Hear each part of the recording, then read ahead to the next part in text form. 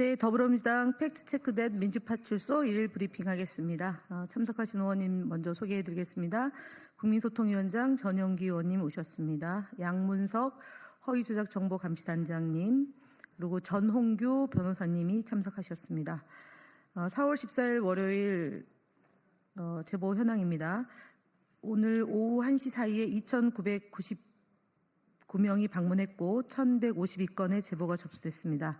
매체별로는 SNS 31.25%로 가장 높은 수치를 기록했고 그 뒤로는 네이버 25.69%, 유튜브 14.76%, 커뮤니티 4.69%, 틱톡 2.43% 순으로 제보되었습니다. 주말 동안 있었던 주요 제보 내용을 살펴보면 먼저 치악산 연쇄 방화 사건과 관련해서 민주당과 중국인 간첩의 소행이라는 허위 사실이 유포되고 있다는 상황이 접수됐습니다. 아프니까 사장이다라는 네이버 카페에서는 시루딸기라는 닉네임의 이용자가 방화범이 중국인 간첩이며 민주당과 연계되어 있다는 허위 주장을 담은 글을 게시했습니다. 해당 글은 이후 삭제됐지만 관련 영상과 함께 공유되었으며 민주당은 중국에 쉐쉐하는 정당이다, 이제 좀 깨어나라는 등의 내용이 포함됐습니다. 또한 여전히 만연한 부정선거 음모론과 가짜뉴스입니다. DC인사이드의 중도정치 갤러리에서는 부정선거 카르텔 연관도라는 제목의 이미지와 함께 아직도 척결해야 할 반국가 세력들이 산더미인데 이 정도 준정시 상태 아닌가? 테프콘3라도 발령해야 되는 것이 최우선일 것 같다는 과격한 내용의 게시글이 올라왔습니다. 이미 법원 판결과 선관 입장을 통해 부정선거는 존재하지 않는다는 사실이 명확함에도 불구하고 탄핵된 윤석열 전 대통령을 옹호하며 지속적으로 관련 음모론이 생산되고 있습니다. 마지막으로 윤 어게인 운동이 실제 행동으로 이어진다는 점도 정황 포착되었습니다. 페이스북, 커뮤니티, 카카오톡, 오픈 채팅방 등 다양한 매체를 통해 윤석열 대통령 사기 탄핵의 국민 저항권을 발동하자 1,000만 명이 전화 서명에 동참하여 국민혁명을 완성하자는 구체적 행동 지시가 유포되고 있습니다. 특히 DC인사이드 국민의힘 갤러리에는 부매니저가 윤 어게인 좌파 여론조작 대응 텔레그램을 생성합니다라는 글을 올리며 여론조작에 자발적으로 동참할 것을 독려하기도 합니다. 또한 한 카카오톡 오픈 채팅방에는 국회, 헌재, 법원, 선관위, 검찰, 언론, 법원 등 모든 영역에 중국 간첩이 침투돼 있다, 중국인은 죽여도 좋다는 극단적인 혐오 발언도 함께 유포되고 있습니다. 다음으로 민주파출소 집중 대응 예고에 대해서는 양문석 의원님이 하시겠습니다.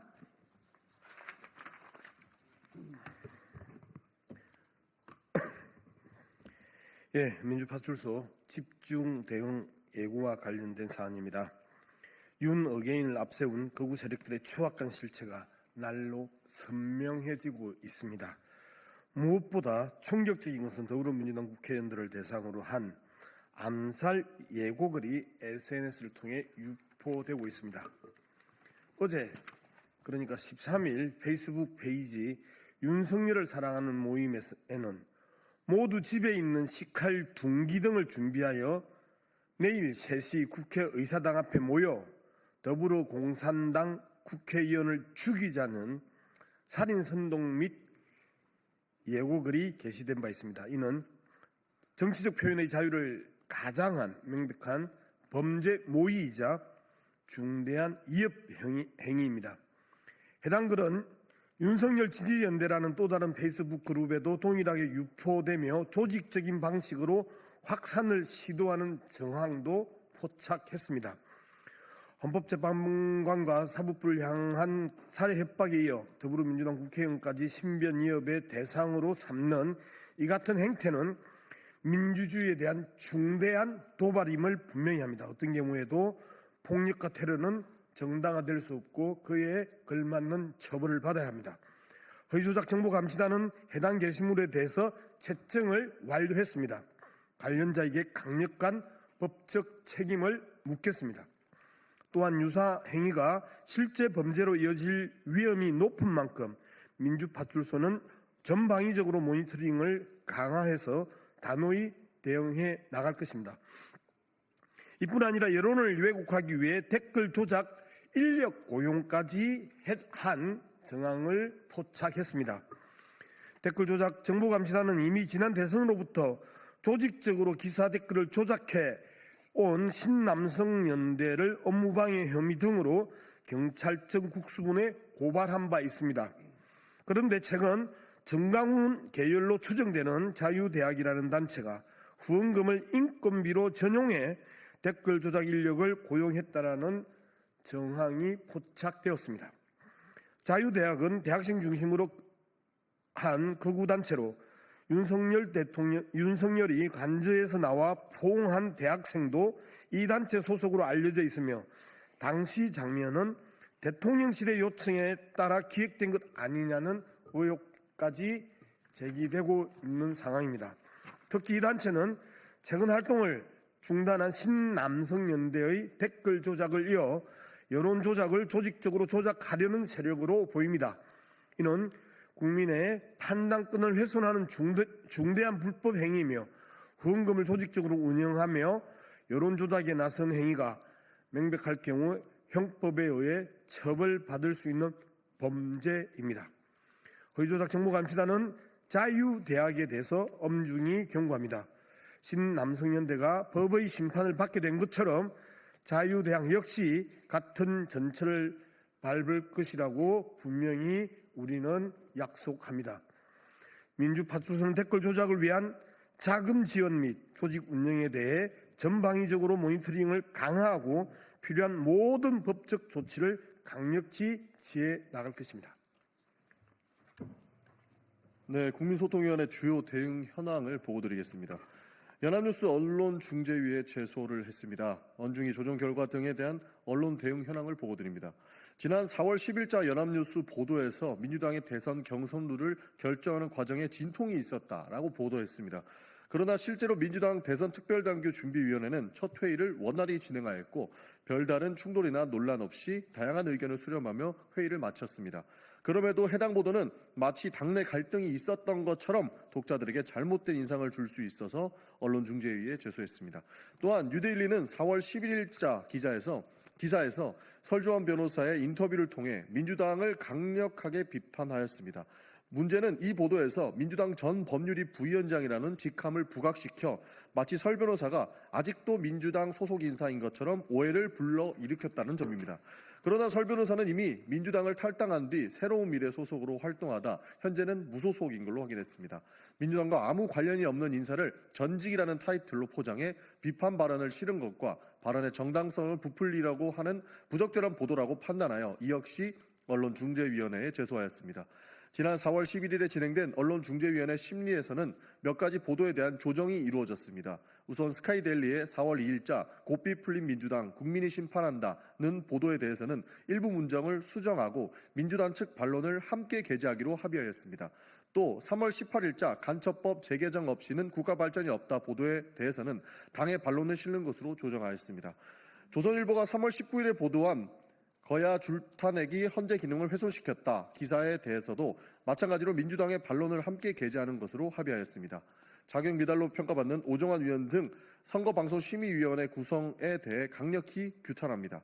유림방송통신심의위원장은 윤석열 전 대통령의 측근이자 방송 장악 논란의 핵심 인물로 지난 11일 위법성 소지가 있음에도 선거방송심의위원회 위원 9명을 일방적으로 임명했습니다.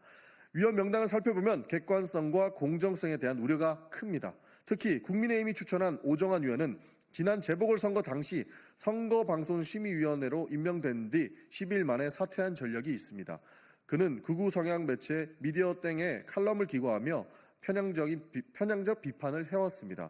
오 의원은 민주당의 집권은 탄핵 광풍 때문이며 우파의 견제 기능이 마비돼 외교, 경제 정책이 무너졌다며 역사가 반복되고 있다고 주장했고 또 다른 칼럼에선 백골단과 관련하여 지상파 방송이 전쟁 시 적의 사기를 꺾기 위한 선전 공작을 벌이고 있다고 옹호한 적도 있습니다.